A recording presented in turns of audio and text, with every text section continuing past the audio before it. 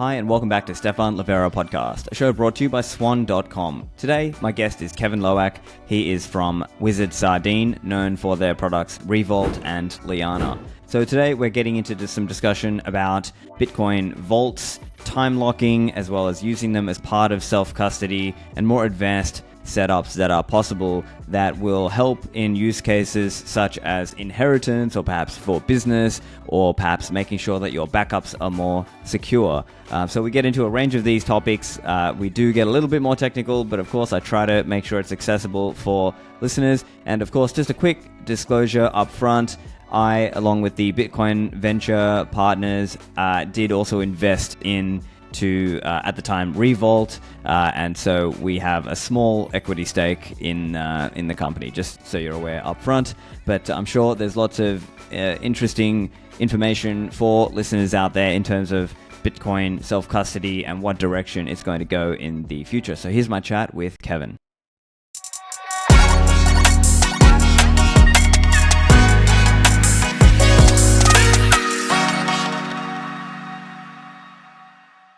Kevin, welcome to the show. Thanks for having me.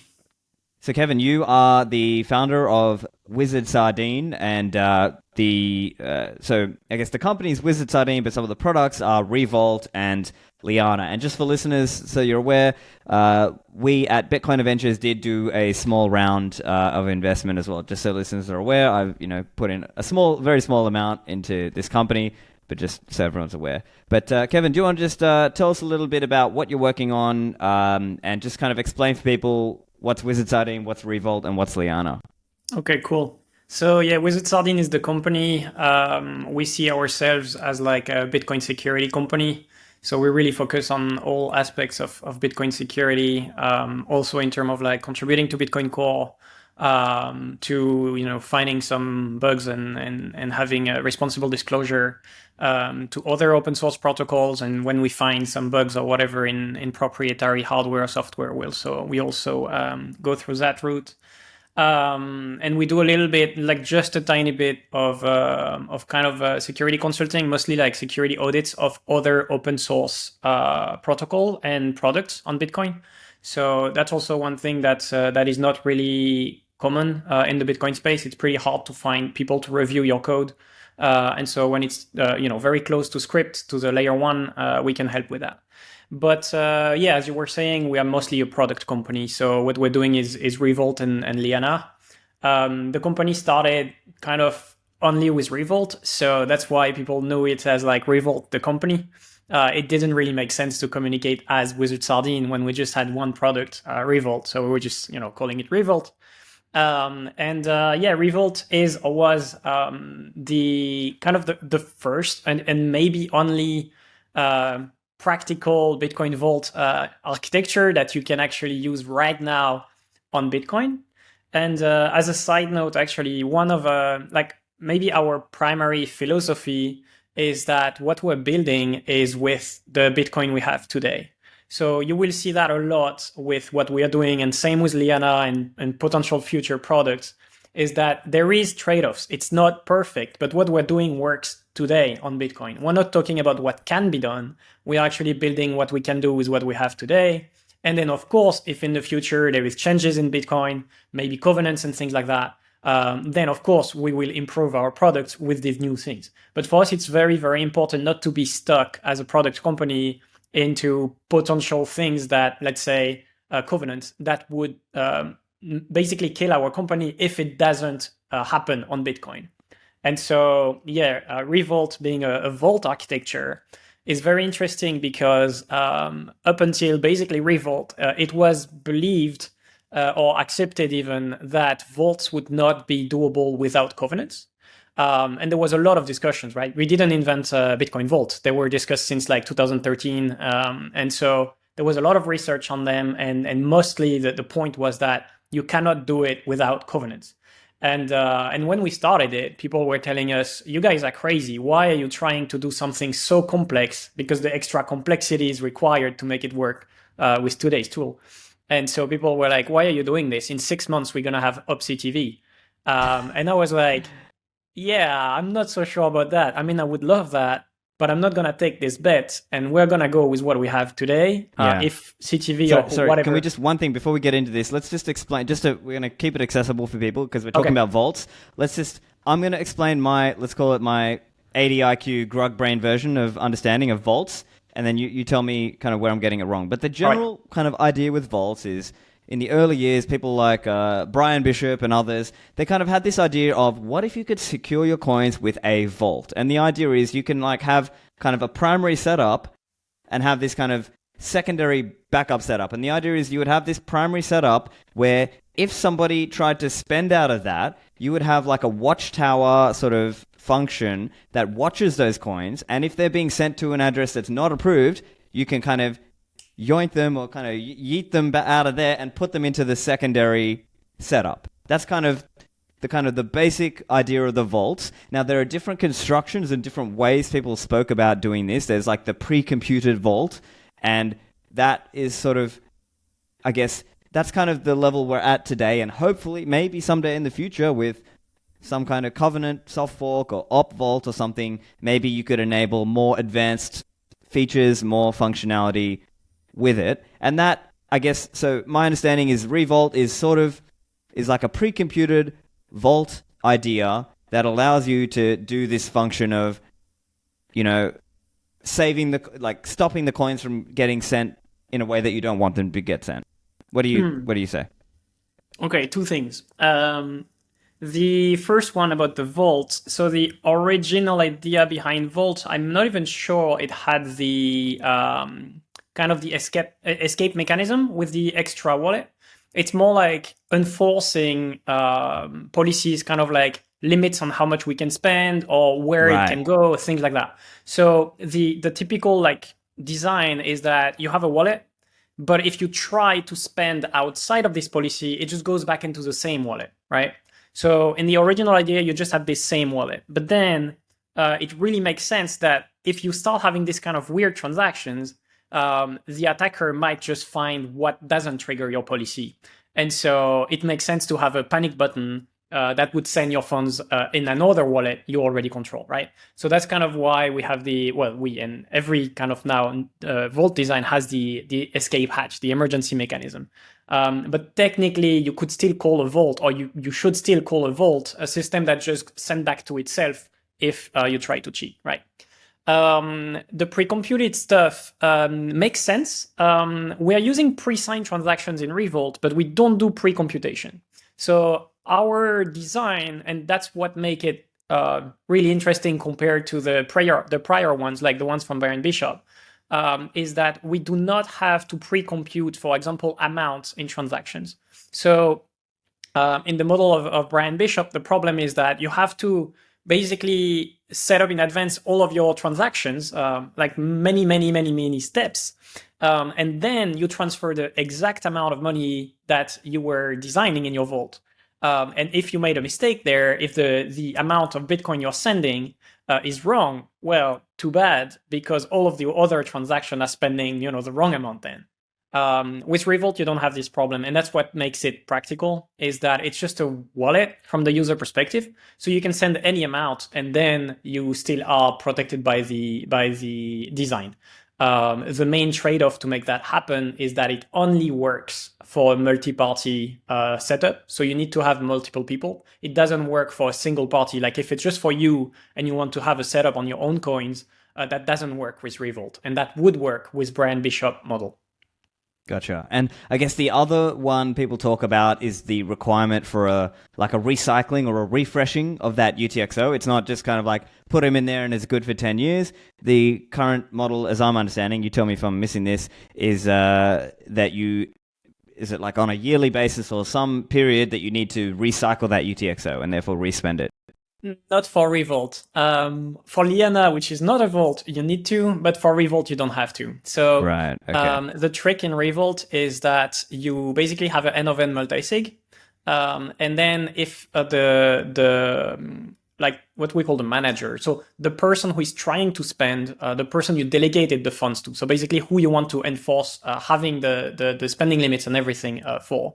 If this person tried to spend, they actually have to then trigger the unvaulting. So they just push a pre-signed transaction, And that's when they request the funding that the timer starts. So you don't have to rotate because it starts only at the time they request it. So that's the cool thing with the pre-signed transaction stuff.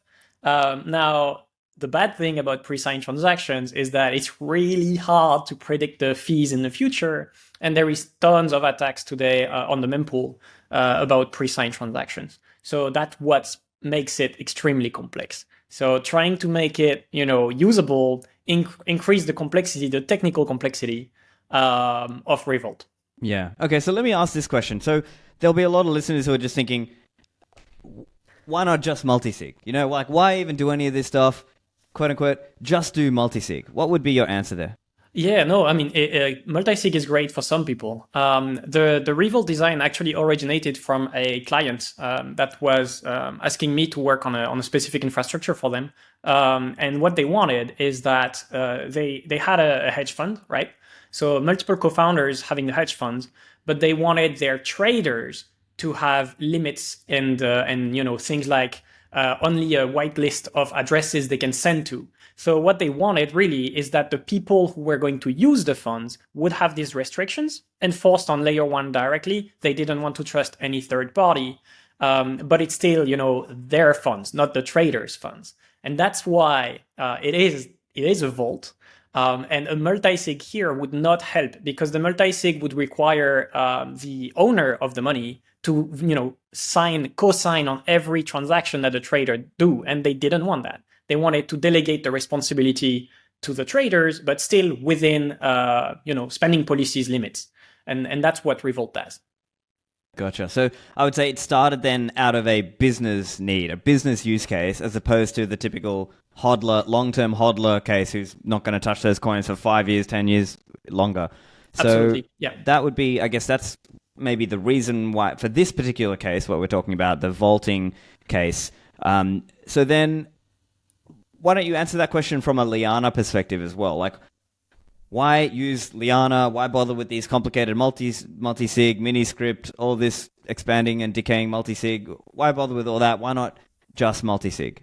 Yeah, that's a great question, and it fits us extremely well. So basically, the Revault thing was to protect against theft, so to really restrict how money can be spent. One of the issues with it as well that we didn't cover is that the trade-off with the current Revault mechanism is that it doesn't protect you against loss. You really have to make sure you have your keys and your backups, because if you lose a single key, you would actually lose your funds.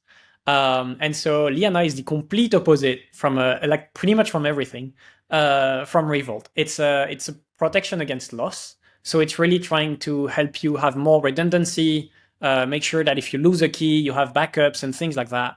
But it is not a protection against a $5 ranch attack or any kind of, physical threat or things like that, which Revault does protect you against.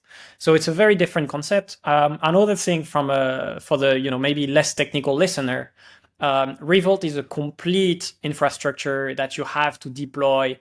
It requires a bunch of servers. It's very heavy. It's not a wallet, right? It's an entire thing. You need watchtowers. You need a coordination server. You need a lot of things.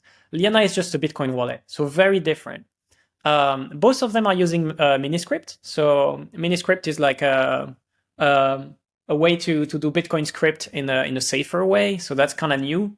But both Revault and Liana are using Miniscript, but it's just the things we're using or the way we're using them are different. So both of them use time locks, but Liana really is to protect yourself against loss, while Revault is really the deterrent against an attack. Oh, interesting. Yeah, okay. And so, yeah, it's interesting to kind of get further into the detail around these. So I guess it's important to understand the different uses in the different products here, because one is more about, let's say, business use case, and having policy restrictions on how much Bitcoin can be sent out of this vault, as an example. Whereas Liana is maybe, we're thinking of that more from a recovery, loss protection, inheritance kind of use case. But the idea being, instead of trusting a custodial platform, you are relying on a deeper level of Bitcoin coding and Bitcoin script protection for certain protections in a way of saying, okay, this is now a 2 of 3 or etc. The different types of multi-signature. Have I got that right? Yeah, exactly. And also, Revolt sounds much like sexier than what Liana does, because that's really the dream. How can I make sure nobody can ever steal my coins, even under threat? How can I, make sure I have spending limits? Everyone wants this kind of stuff, right? We really want it. But the problem is that with the tools we have today, the answer, like Revolt, is extremely complex. That's not something people and businesses are using. Now we have the proof of that, right? We built Revolt, but nobody is using it in production right now. So that gives you an idea of the level of complexity. Liana, very different. It's just a wallet. You install it, it works. There's a lot of users right now. So it's really something that's basically install it and you can run it. So very different in the complexity level, and it's different product, but yeah. I see. Okay, so let's talk a little bit about Liana then. What can people expect to see? If you could give just a bit of an overview, and maybe just overview what are some of the hardware devices that support Liana for now. Okay, cool. So yeah, one of the things. So let's start with Liana itself, and then the hardware. So overview is that Liana started only as like a desktop wallet, desktop client. So you go to the website, download it. It runs on your laptop, on your computer. It works on Windows, Linux, Mac, whatever. It is fully open source, so that's also a cool thing. A proper free software. You can fork it. You can do whatever you want with it.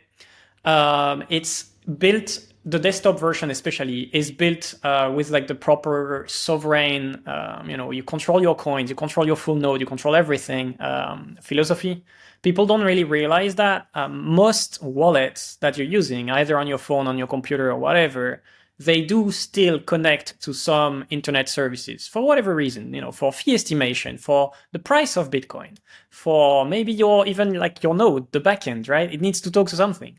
Liana doesn't do that. So that's the first kind of heavy thing about Liana for people who don't realize that today, is that currently it doesn't talk to any external server.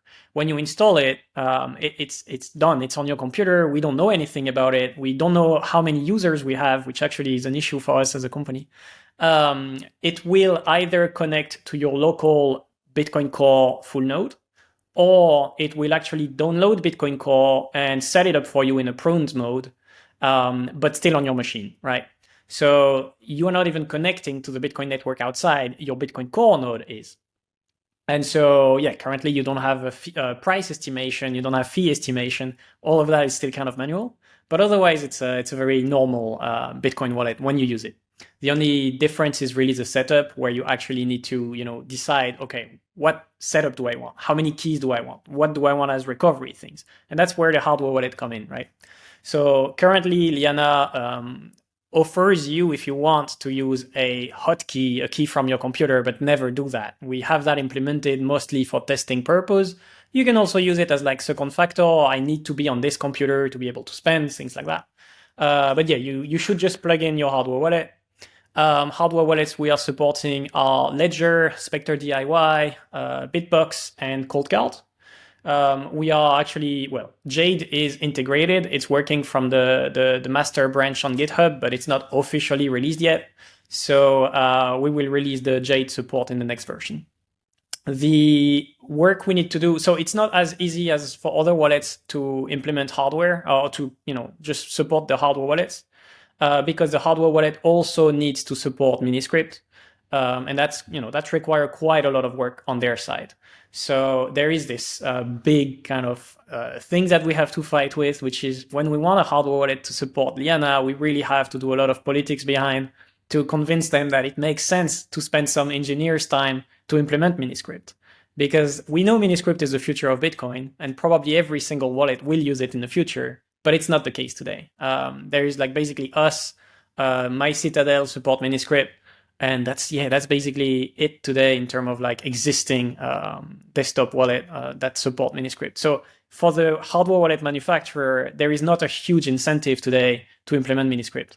But something like Liana is really helping, so we're very proud of that. And that was one of the big things. Gotcha. And so then let's talk a little bit about the different possible setups that you can use with Liana, right? Because most listeners are probably used to just a standard single signature wallet setup with no, fancy bells and whistles, no mini script, or maybe they've used, multi-sig with some kind of guided provider. Now, even for us at Swan, we have Swan Vault that, and so that's an example. They may have used, let's say, Unchained. They may have used multi-sig in that context. Maybe the more advanced users may have played around with Spectre and Sparrow and, done their own multi-sig. So that's probably the level most people are at, right? Like if you're listening to this podcast, that's probably where most of the listeners are at, right? In terms of having a single signature, either using a guided multi-signature, or if the advanced users doing it themselves. How will Liana differ from that? This is the great question, and we really try to answer it, but it's difficult because there is a lot of ways to answer it or to use Liana. So I'm going to answer from different kind of personas. So maybe people who are listening are going to be more like, oh, I fit this one, I understand. But I don't expect people to understand every single use case. Another thing, just before I do this, is that you can combine all of these in Liana. You don't have just one recovery path. You can have as many as you want. So you can have, your backup, your inheritance, and et cetera, et cetera. So you can combine them together. So I'm just going to go one by one without combining anything, and then people can just mix and match what they think would fit for them. So let's say the one people are using Liana for the most today is actually the inheritance. So it's kind of the more complex one, maybe, but it's also the one that there is no great solution on Bitcoin today, except Liana, in my opinion, to do it. Liana is not perfect, but it kind of works. So the issue with inheritance is that we want someone else, that's not us, to be able to access our Bitcoin without us being here. And that, from a security perspective, is terrible, because that means we're actually sharing our Bitcoin with someone else. So how do we make sure that this someone else doesn't actually take the coins when I don't want them to take the coins? So when I'm still here, basically. And so the kind of workaround that other companies are offering today, the ones that are offering kind of inheritance stuff, is that it's usually part of a 2 of 3, or the equivalent of a 2 of 3, where if something happens to you, then the company has to co-sign when the beneficiary asks for it, right? But that's, trusted third-party situation for 2 reasons. One, you're trusting them not to co-sign with the beneficiary when you're alive, which could result in theft. And 2, you also trust them to be here when your beneficiary actually needs the money. Because if they are not here anymore, or if they refuse to sign, maybe for regulatory reason or whatever else, maybe, oh, well, the law says we cannot co-sign stuff, then your money is gone, right? It's stuck forever. So that is the main issue with the current services that exist, right? There is 2 things. There is the theft, and there is the potential inability to sign, and then the funds are lost. So the alternative to it, which most Bitcoiners are doing today, is actually to write down their mnemonic on a piece of paper, put it in an envelope, give it to the family, and you just hope your family is securing this mnemonic properly. They are not going to let it, on the coffee table at home, and somebody else can just take it and steal your money. And you're just trusting them to not access your coins, which is kind of reasonable. Usually you trust your family, but do you really trust them to secure this mnemonic as well as you would? Do you really, are they still gonna keep it in 10 years? You don't know when you might die, so it might be in a very long time. So there is a lot of weird questions there. What Liana does, very different, is that we're using Bitcoin time locks, so we haven't really talked too much about that. But basically, we are not the company enforcing this. It's just Bitcoin that enforces it. We're not a trusted third party. What this time lock does is that in a Liana wallet, you can have multiple keys, kind of like a multi-sig if you want, but in this case, it's not a multi-sig, where some of the keys are not valid right now. They become valid only if you do not move your funds for a specific amount of time. So what happens in the typical inheritance situation is that I have a hardware wallet, single sig. That's my normal day-to-day spending thing for Liana. So I just need my hardware wallet to sign single sig transactions. User experience is exactly the same. But if I don't use my wallet, if I don't move my funds for 1 year, then the wallet of my family, the backup I gave them, or the hardware wallet they have, will be able to also spend the coins. So it's not deactivating my hardware wallet. The funds are not moving by themselves from one wallet to the other. The wallet is Liana, right? It's just that now, instead of having just one key that works, you can have either of these keys being able to spend, but only after the time lock expires. So that's one of the use cases. We can talk about the problem about rotation of coins and stuff after, because they concern all of the setups, right? Gotcha. Yeah. One other question just on this. That other key, this other, let's say the other family member, they need to also be using one of these 4 hardware wallets, right? Like currently, it needs to be one of the Miniscript supporting hardware wallets, right? Ledger, Bitbox, Coldcard, Spectre, DIY, or Jade in the future, right? Yeah. So yeah, you can even set it up for them.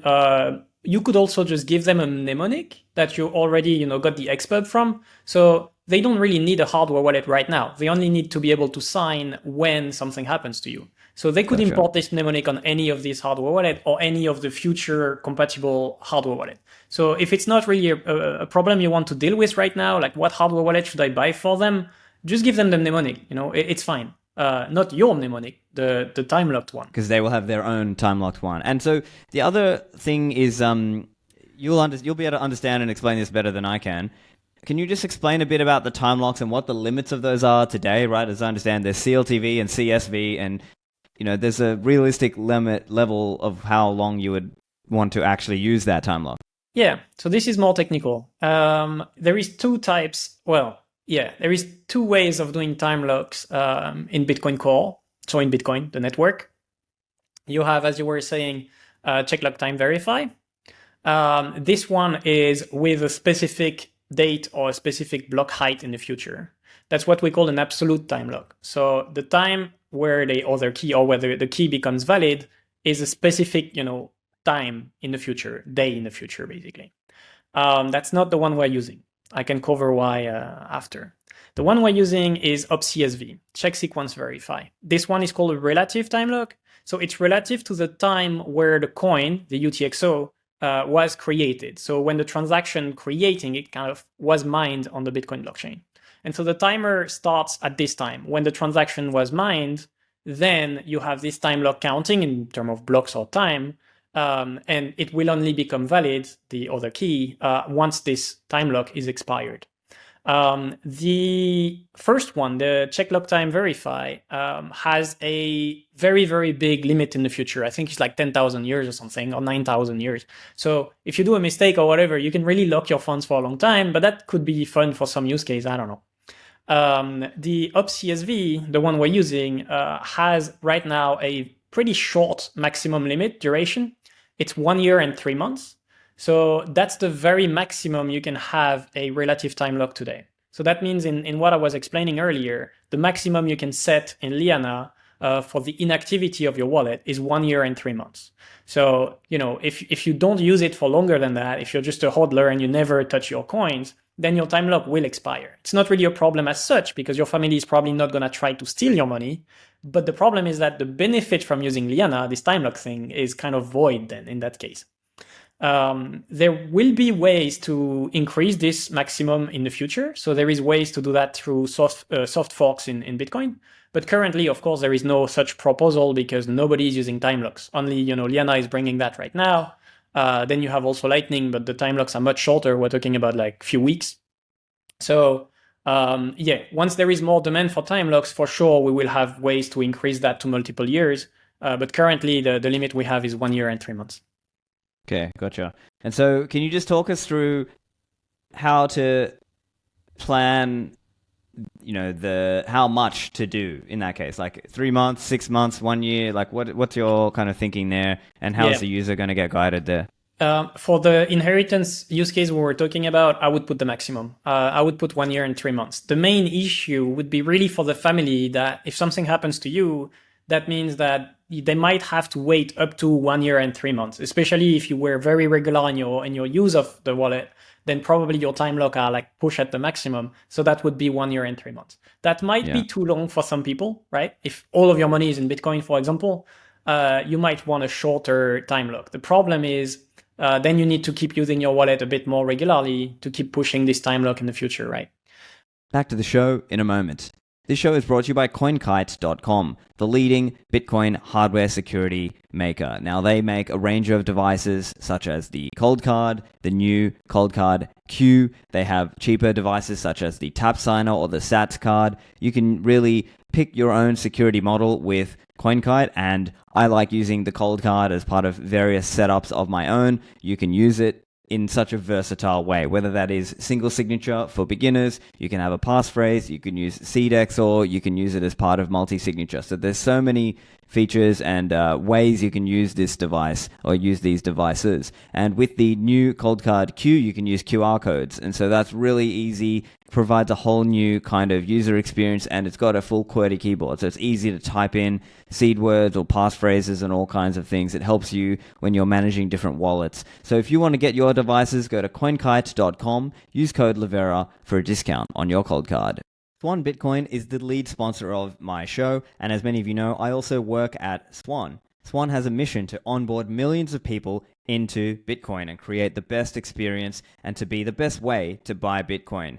Now, there's a big update. The team have been working hard to make the Bitcoin experience and buying Bitcoin really slick. So now you'll find if you're signing up as a new Swan Bitcoin customer, you can get signed up in just a few minutes. And so you can just go from zero to Bitcoin in a few minutes. So this makes it really easy if you have friends and family who need an easy pathway to sign up. You can be standing there right with them and tell them, hey, go to your app store on Apple or Android, search Swan Bitcoin, and you can sign up. And the process will just be a few minutes. So this is a great new update. And one other big update is that Swan is now rolling out 0 fees on your first 10K of Bitcoin buys. So your friends and family can get started for free in terms of Swan fees. And not just for new users, but for existing Swan customers, you will also get your next $10,000 of Bitcoin buys free in terms of Swan fees. So if you want to recommend Bitcoin, make sure you are out there telling people to search Swan Bitcoin in their app store so they can get started in just a few minutes and have 0 fees on their first $10,000 of Bitcoin buys.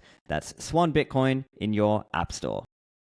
And finally, this show is also brought to you by Mempool.space. Mempool.space is the leading Bitcoin and blockchain visualizer. You can use this to search Bitcoin transactions, so you can take the TX ID and paste that into Mempool.space. Now, of course, you can run it yourself if you wish.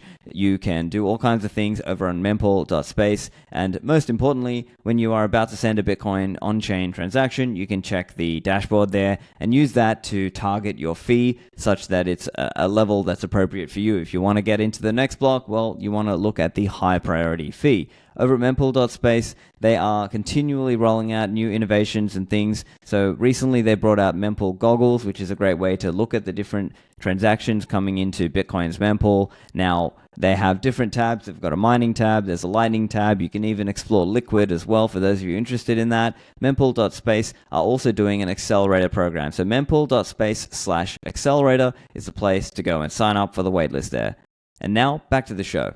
So yeah, just one other implication I want to talk about there, because let's say the hodler is they're using this for their deep cold stack, right? And then maybe they've got like a day-to-day wallet that they're kind of using more regularly.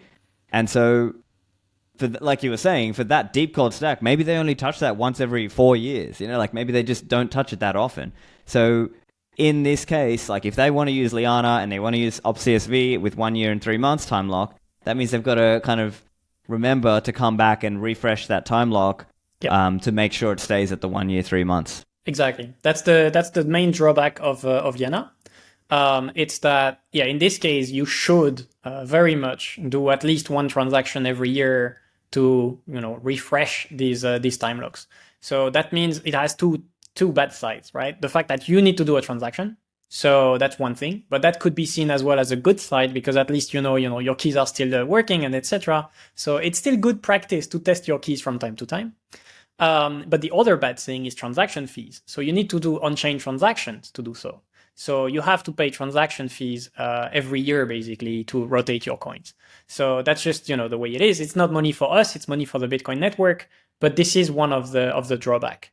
And back to the very beginning of this chat, the reason for that, or at least the alternative, will be when we have covenants. Then we won't need to do this. But currently we don't have covenants. So for me, it makes sense for me to do something like this, rotating my coins once a year if I really don't use them, It's just, one transaction every year, I can totally do that.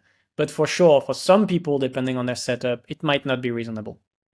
I see. Yeah. Okay. So then just coming back to my question of what type of wallet is this, right? Because there might be some users who are in the context where they have like a deep cold hodling stack that they rarely ever touch, and then more like a day-to-day, let's call it a warm setup that they're using.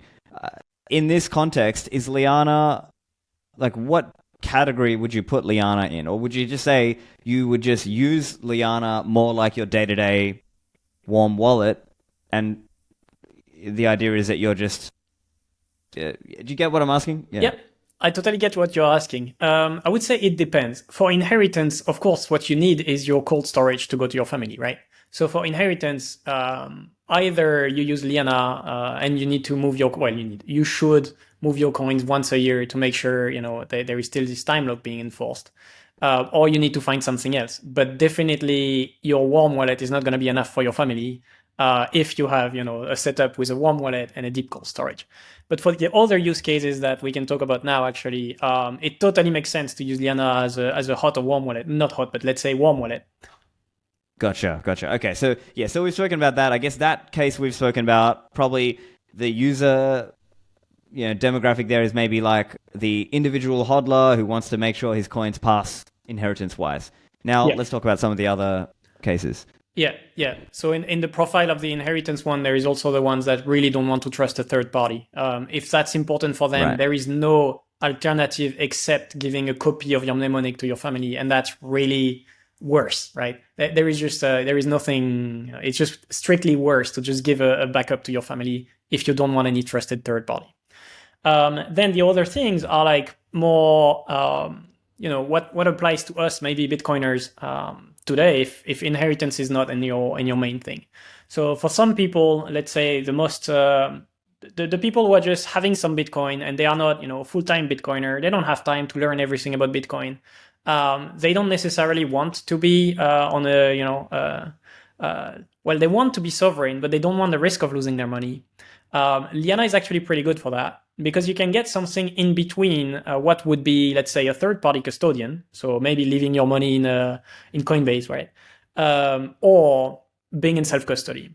And we're going to talk about the 2 of 3, like, for example, the Swan Vault. But here, what you can do is actually that you can have the best of both worlds in terms of, like, you're full sovereign. You have your own key. That's the only one that's valid right now. As long as you keep, using your wallet, you are fine, you're fully sovereign, your keys, your coin. But if you really lose everything, if everything goes bad, you know that you can put for example, a custodian key or custodian keys. If you want a multi-sig of custodians, you can do whatever you want. You can do custodian keys in the recovery path.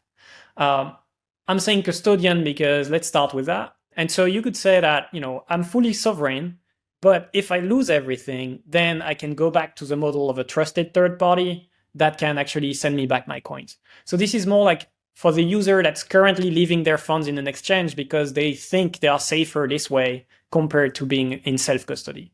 Now you can have you can be sovereign, and if really something bad happens to your keys and your backups, you can still have the recovery from a third-party custodian. It doesn't have to be a custodian. That could be your friends if you want to do like social recovery. That could be your family. So when you onboard someone else to Bitcoin, let's say someone very close to you, right? Your family. Typically what Bitcoiners do today is that we keep a copy of their mnemonic because we know if they don't really care much about the Bitcoin, we know they're going to lose it. And then on the next bull run, they will come back to you and they will be like, oh, this Bitcoin you gave me the last time, I don't know where they are. Can you help me out? So this is just the way it is. You should not do that, but people do it. So now you could have your key in their setup that's behind a time lock. So you cannot steal their coins. As long as they use it properly, it's fine. If they really lose their keys, then you can help them out recover it. So it doesn't have to be a custodian, right? It could be a multi-sig of friends. It could be anything. So this is another use case that's more like for let's say the normal user. Then there is another case you can do, which is what we call the safer backups. This one is not clear to people yet. And I think it really is the main one in terms of like making sense, but people don't get it. So I'm going to try to explain it, and you tell me if I really don't explain it correctly. currently we use hardware wallets. Why do we do that? We do that because on a hardware wallet, the mnemonic, the seed, is actually secure. We know that if someone finds your hardware wallet, in the worst case, probably they cannot extract the seed. If they don't have the PIN code, they are not going to be able to steal your coins. And this is the main reason why we use hardware wallets. So why is it that the first thing you do when you actually set up a hardware wallet, why is the first thing to actually extract the mnemonic and write it down on a piece of paper? To me, that makes no sense. The whole point of the hardware wallet is that the mnemonic should not, or the seed, should not go out of it. And because a hardware could die, obviously, we need a backup of it. But the backup we have is the same key. So if someone finds the backup and there is no passphrase and things like that on top, they can just steal your coins. Why wouldn't the hardware wallet generate a separate seed, one that we will put behind a time lock? And that's the one you write down. So now you have actually technically two keys. You have the hardware wallet, that's the normal key that can spend any time. But then the mnemonic, you need to actually stop using your hardware wallet for, 6 months, 1 year, for the backup mnemonic to be valid. And that's pretty cool because that means that if there is, somebody breaking into your house and finding this mnemonic, they cannot take your coins. You can still move them with the hardware wallet, no worries.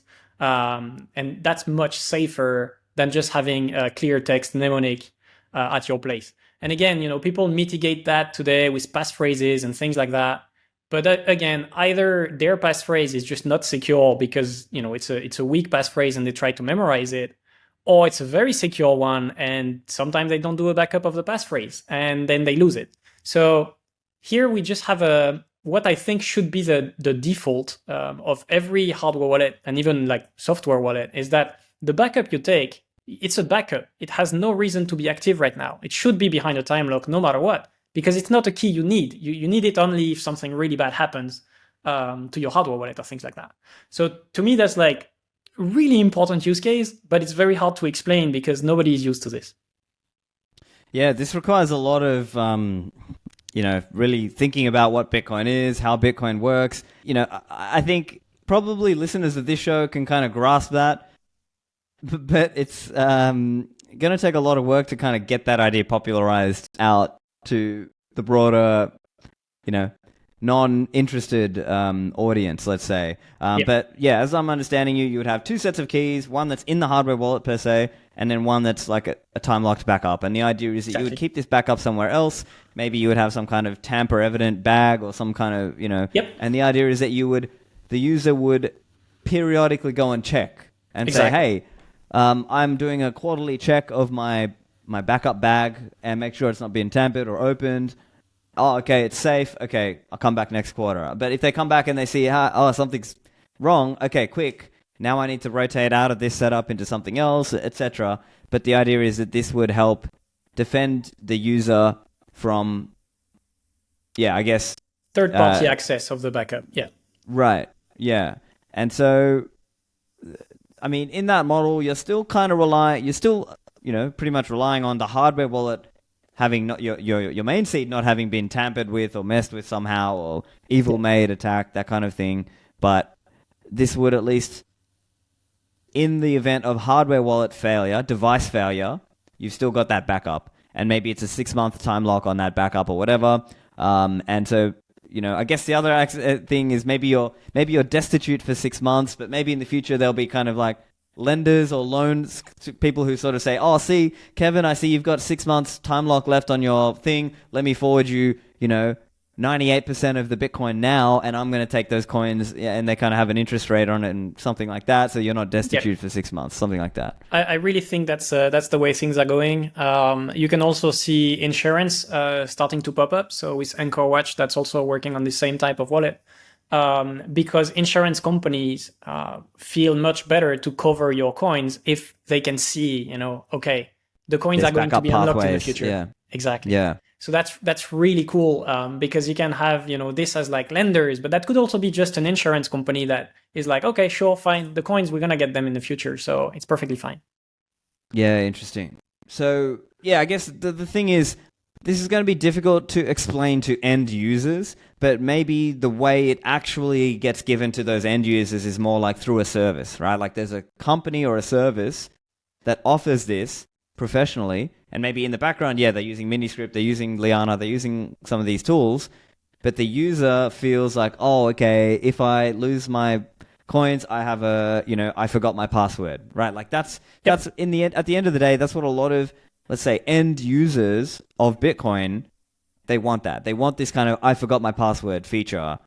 Now, for those of us who are more in the kind of hardcore sovereign Bitcoiner camp, we sort of don't like that today because that implies custody, it implies trusted third parties. So this is, I guess, a way to try to blend those worlds optimistically.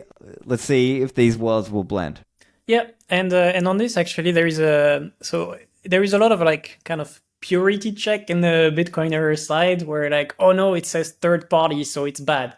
Not necessarily, right? Even the 2 of 3 multi-sig thing, if it's implemented, against loss, for example, this third party, the trusted third party, can never steal your coins.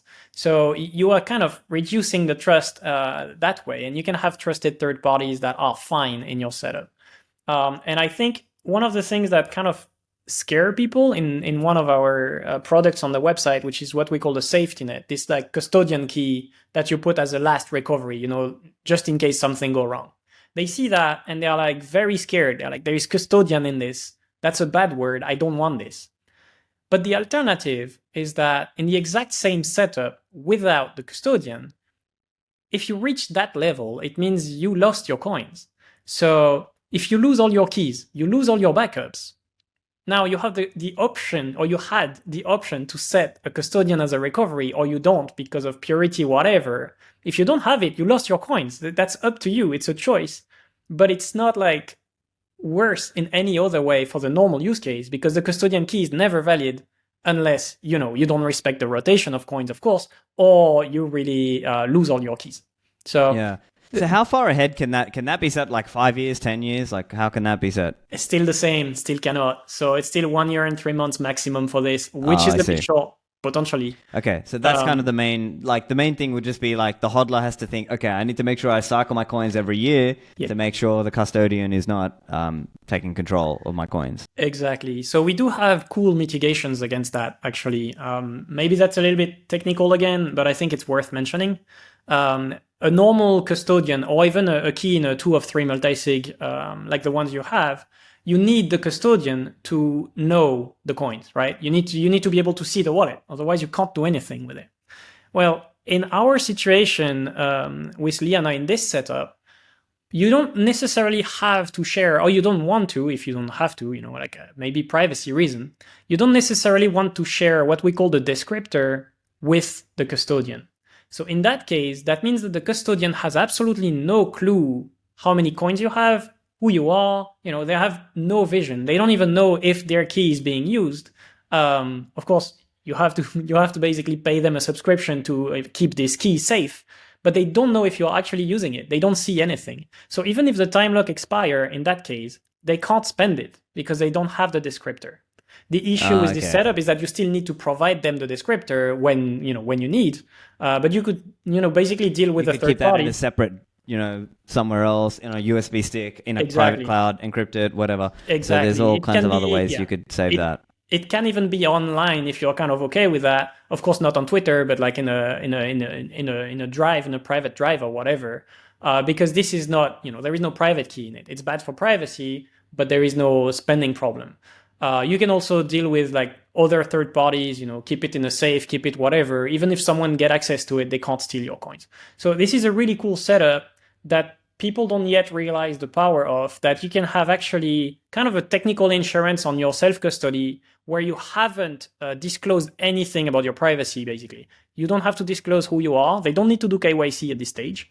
You don't need to give them the descriptor. So all you have is an XPub that someone else is storing, and they don't know anything about you. The only thing you have to do is to pay them, once a year, and that's it. So let's talk through a few of these other terms. I've seen these on your website, and I think these are just going to be generally interesting for people to learn a bit about, and at least to start thinking about these concepts. So can you just explain what is a decaying multisig? Okay. So then, multisig is an entire thing we haven't covered yet.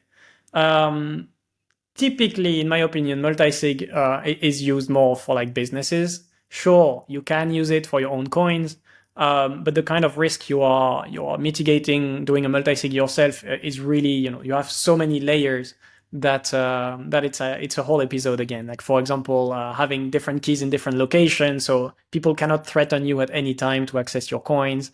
Or you are trying to mitigate a potential hardware risk with one of the vendors, so you have two different vendors for the hardware wallet, things like that. That's pretty advanced stuff. It's not the normal Bitcoiner. But then when you have an organization, a company, for example, with multiple people controlling the money, then you need a multi-sig. That's just how it is.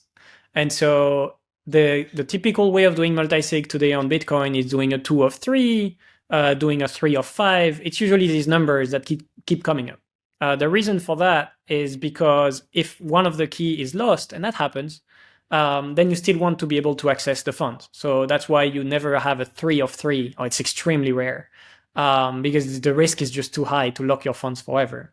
So today we do that, 2 of 3, 3 of 5, something like that. With Liana, you can actually do something really cool, which is having n of n, so a very strict multi-sig, 3 of 3 if you want. But if one of the keys is lost, you can decay it to a 2 of 3, let's say, after 6 months. So if one of the keys is lost, you still need to wait 6 months, but then you can access it. You can keep doing layers after layers, right? The 2 of 3 could become a 1 of 3, but that's not very secure, so it's not that interesting. We have another one that we're calling an expanding multisig, and I think this one is actually the better one. So the expanding multisig, instead of reducing the security over time, it's actually adding more keys. So your 3 of 3 can become a 3 of 4 with another key in the future. So this key is not valid right now. There cannot be any collusion in the multisig to try to remove you from signing and get someone else. But if one of the keys is actually lost, you can have an extra key that might be kept, I don't know, with a solicitor or with your board of directors, something like that. And that will become valid in the future. And this is really powerful for companies. I'm just going to give you a practical example of today. In our company, we are 2 co-founders. It's me and Antoine. We have a stack of Bitcoin, and we have a 2 of 2 multisig right now. So I cannot move the coins alone. Antoine cannot move the coins alone. We need to co-sign every single transaction we want to do. So the 2 of us. But that's extremely risky. We travel a lot. We could lose a key, but let's say we're not going to, it's not going to happen, but something could happen to one of us. And of course, I have no way to access any of the backup of Antoine. That would be bad security practice. A key is personal. So instead, what we have is that if something happened to us, the 2 of 2 become a 2 of 3 with a third key. So yeah, that's a good way to not reduce the security into like a 1 of 2 where it would be very bad. But actually we increase it to a 2 of 3. I see, yeah. And as you said, that can help even in the case of co-founders arguing with each other, or if one of the co-founders lost their keys, then that third key can be held by board of directors or some other advisor or some other person for the company. And that can help them get out of a jam in that case. Yeah, so, typical arbitration setup as well. There is a lot of kind of like smart contract that requires 2 people to have like an agreement. You lock some funds between the 2 of them. If there is a disagreement, you have an arbitration key that become valid in the future. Right. And so one other question, just dealing with unconfirmed transactions, right? Like in some of these scenarios where you've got like a complicated thing, but maybe the fee went out too low, is there a way to kind of RBF that, or are you going to be kind of, or is it just kind of relying on, full RBF or using some kind of accelerator to kind of accelerate that transaction? Good question. This is one of the big misconceptions about Liana, and that's because a lot of people confuse the Revault and Liana thing. Sadly, that's kind of a thing because they saw both of them coming from us. Revault has pre-signed transaction for the way it works, but Liana doesn't. Liana is just a normal wallet, so the transactions are absolutely normal. RBF works the normal way. We have RBF in the software. You just click the button to increase the fees. We have CPFP as well, so all of this is like a normal practice. It doesn't change anything to your day-to-day experience with the wallet. Gotcha. And so just to be clear, with Liana, you can set up the multi-sig using a single coordinated desktop app. Can you set it up remotely as well? Like, let's say you and I are in different countries and we want to set up a multi-sig together. Do we need to physically be together to set it up, or can we do it remotely? No, you don't have to.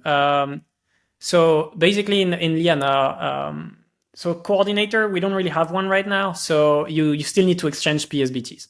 But anyways, so in Liana, one of the person will create the wallet. So it will be responsible to go through the which keys we put where. But you also have an option to participate in a wallet. So that's what we would do. For example, if we were setting up a 2 of 2 between us right now, I open Liana on my computer, you open Liana on your computer. One of us do the create a new wallet setup, and the other one just do the participate in a new wallet. And I would have to like send you my XPub or something for you to include it in your coordination setup process. Exactly. And you wouldn't have to use Liana for this. If you have another way of finding your XPub, and there is many software that give you XPubs, you could just send me your XPub and I just add it there. Yeah. Gotcha. Okay. Yeah.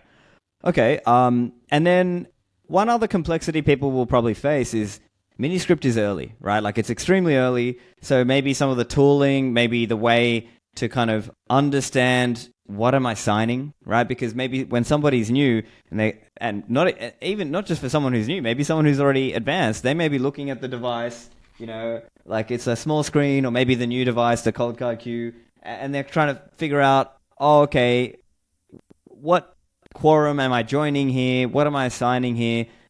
What is that going to look like in your view in the hypothetical Miniscript future? Yeah. So what we have today, it's not at signing. It's only when you kind of load the wallet the first time, right?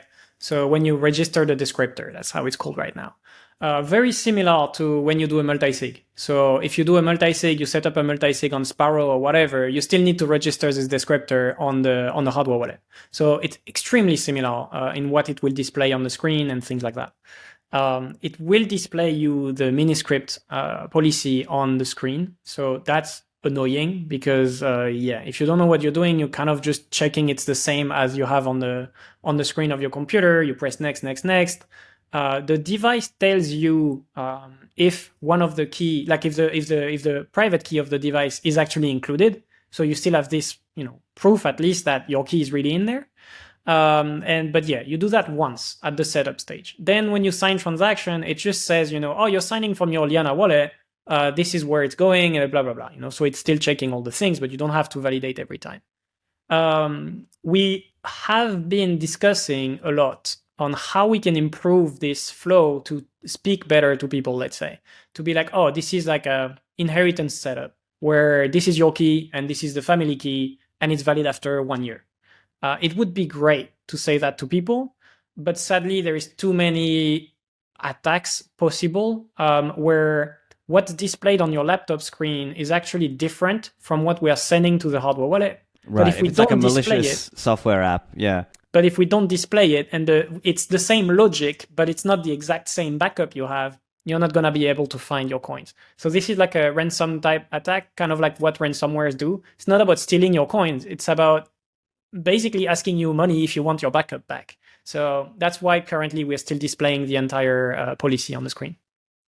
I see. So for now, you still have to be a bit of a nerd to understand what's happening.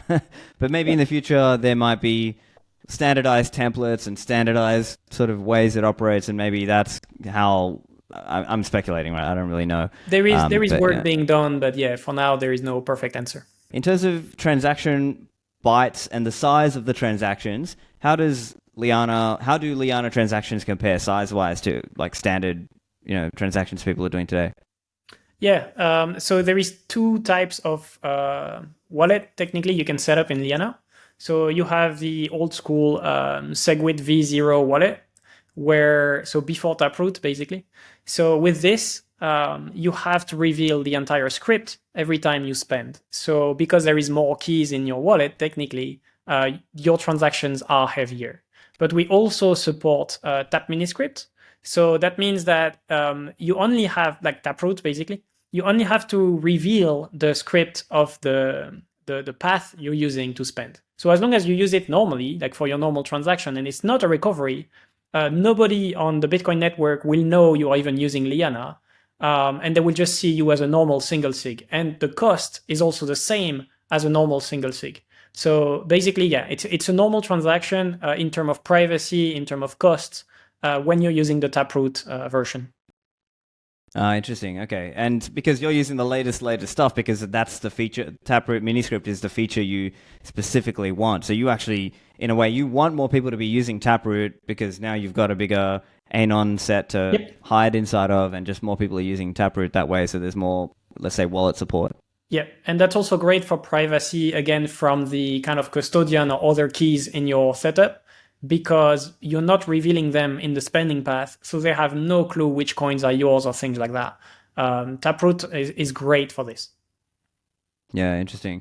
So looking forward in terms of Bitcoin soft forks, covenants, things like Op Vault as well, and Op CTV, what's your view on those? Like, are you in favor of those? Would they help you, or not really? Covenants would be extremely useful for us as a company in general. Like, for every single things we developed, the covenants would just make the user experience probably like better, strictly better. Another cool thing for us is that we have these products like Revault and Liana that are working right now. So adding covenants to them is pretty much plug and play. That would be super cool for us because we basically have a product that's ready. Give us the covenants and we'll make it better. Now, the question is, which covenants do we want in Bitcoin? I personally, and I'm not talking for the company here, but I'm personally against the idea of having multiple ones. So I would like one that kind of fits the use cases that we believe are kind of what we want on Bitcoin. The reason for that is that once we have new things in Bitcoin, we have to maintain them forever. And so if we have one that's actually, we realize, that's actually not the one we wanted, and we add a second one, we still need to support both forever, right, in the future. And that's typically, core devs, and they are not really paid for that. Or, I mean, they can get grants and stuff, but why would they work on something that nobody's using just because we have to support it and we made the wrong decision? So I'm kind of stuck into these two things. That's why I'm not talking too much about covenants publicly, and every one of us in the company. It's just because we don't want to be part of the politics of it. We are very biased. We want covenants very much. But at the same time, we realize that it will have a cost on Bitcoin development. So we kind of, we don't want to be pushing for any single one of them. We're like, give us any covenant and we're happy, but please do so in a smart way. So, I mean, one thing I've heard people say is like bare CTV alone might not be, it might be a little bit better, but not like that much, because there's certain features that you don't have with that. And there's like James O'B's specific Op Vault idea, which is kind of maybe more targeted for the actual Vault use case. And then maybe there are other more advanced or more powerful covenants that maybe other people some of them are worried about, because maybe that's enabling things they would not like to have on Bitcoin. But I guess there's different camps here in terms of what some of the developers and people want. Yeah, and even Upvolt would work for us, right? We don't need something more complex. Even for Liana, Upvolt would help. One of the things that is kind of causing argumentation and arguments in this debate, kind of, is that the use cases that are being pushed are usually said to be, a need of the market. Typically, Upvolt, the use case, as you were saying, is Vault, and the kind of advertising behind it is that companies want Vault. We need Upvolt. I'm not too sure about that, and that's also the main argument that Peter Todd is using, is that nobody uses Vault today. And I'm in a good position to answer that question. I'm telling you, we have a Vault, it works, it's just nobody uses it.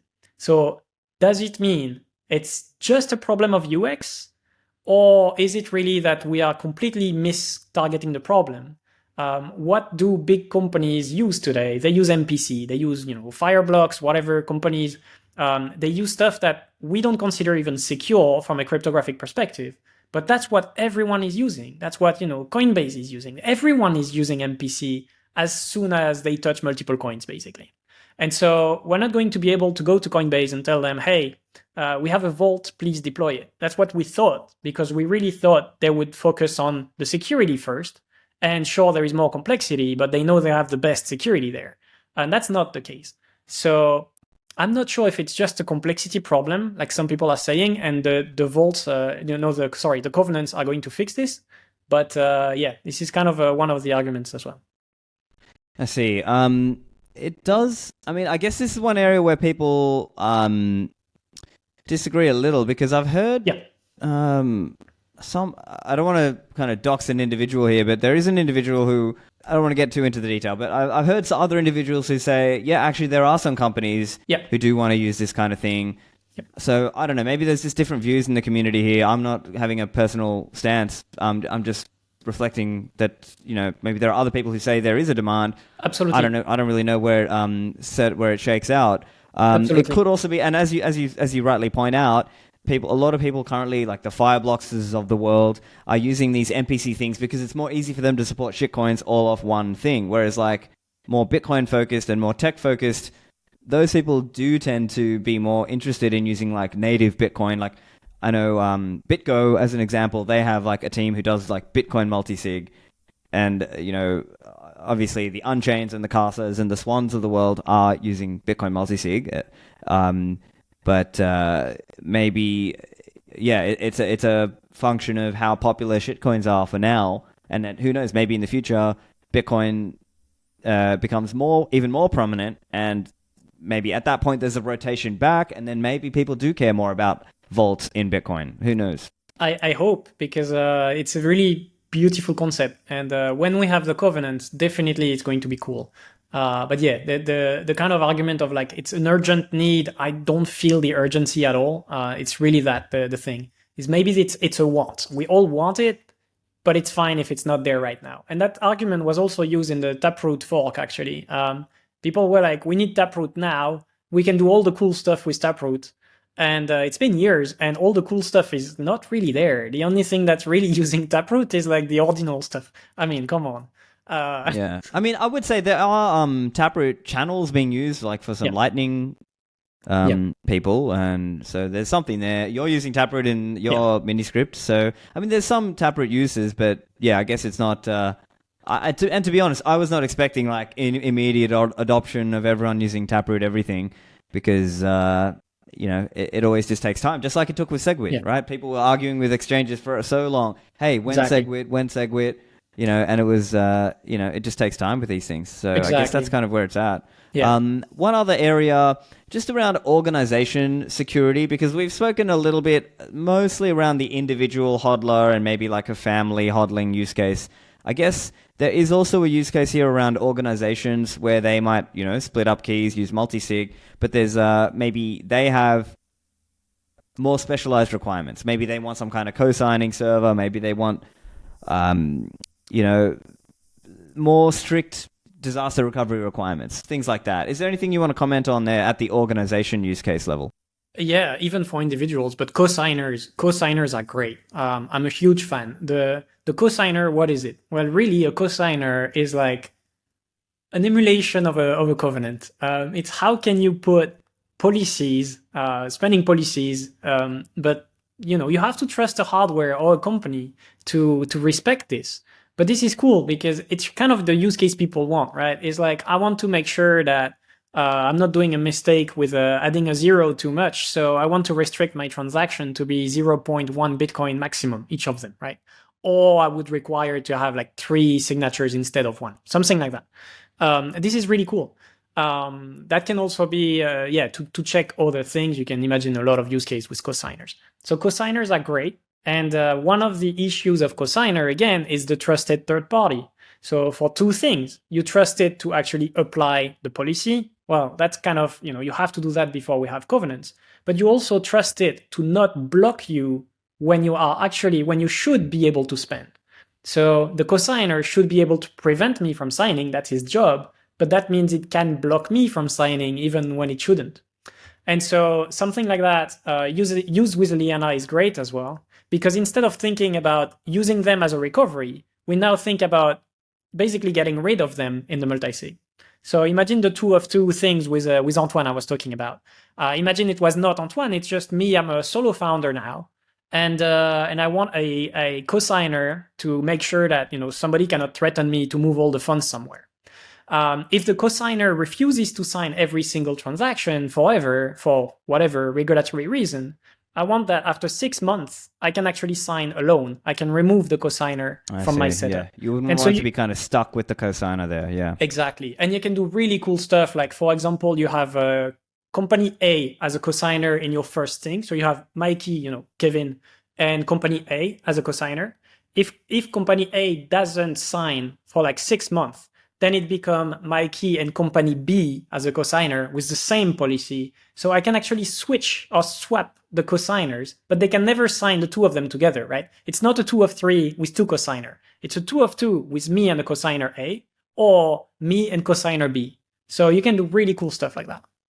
Right, yeah. So some of that is more advanced level, thinking. So I guess some of this stuff is really kind of vaults and advanced self-custody is kind of where it's at today. And I appreciate that for some listeners, this can seem a little esoteric, like it's a little above, it may seem a little bit pie in the sky, but it seems that this is where, let's say, serious, inheritance and serious insurance cases are going in the, let's say, 5 to 10 year time horizon.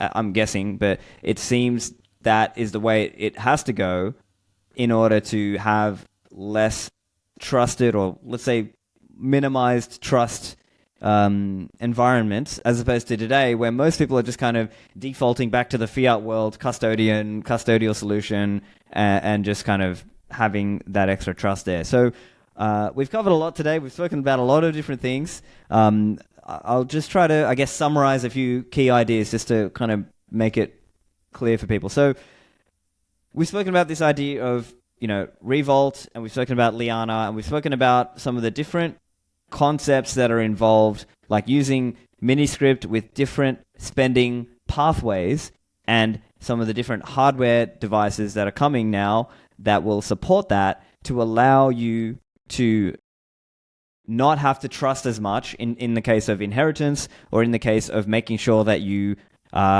backups have not been tampered with, as an example. So I think those are kind of the main aspects. The main downside trade-off is, as you said, there's a cycling UTXO requirement, typically like 1 year on a 1 year timeline, let's say, and maybe there's a little bit more of a requirement around making sure you have some kind of watchtower or reminder that tells you need to do your refresh. But potentially in the future, with covenants, that may get better. With some kind of vault or covenant, it may get a bit better. So any closing thoughts you want to finish there with? Yeah, that's great feedback, and a great conclusion, I think. The only thing I would say is that, people can use it right now. It's not, you don't need to do anything about the command line or anything like that. You can just download the software, try to use it. It's a little bit, kind of complex because it's not the normal UX. You have to set it up the first time. So you have to have hardware wallets with you and things like that.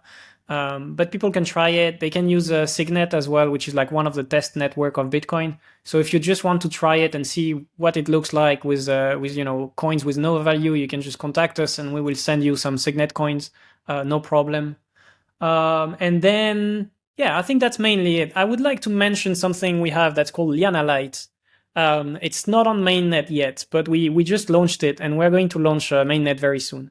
Liana Lite is a very, very basic version of Liana for really people who are using Coinbase today.